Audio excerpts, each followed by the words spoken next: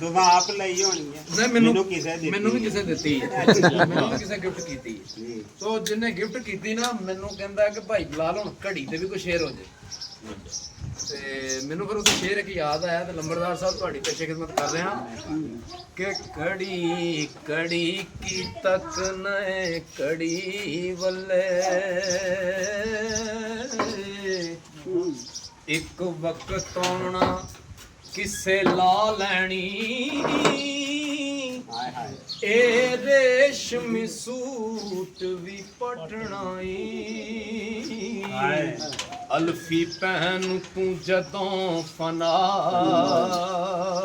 ਲੈਣੀ ਤੇ ਕਰੀ ਮਾਣ ਨਾ ਉੱਚੀਆਂ ਕੋਠੀਆਂ ਦਾ ਹਾਏ ਹਾਏ ਹਾਏ ਇੱਥੇ ਮੰਜੀ ਸ਼ਰੀਕਾਂ ਨੇ ਡਾਲਣੀ ਉਹ ਵਿਰਲੇ ਹੈਣ ਉਹ ਰੂ ਸਰਦਾਰ ਸਾਈਆਂ ਤੇ ਜਿੰਨਾ ਵਕਤ ਆਖਰ ਵਾਵਾ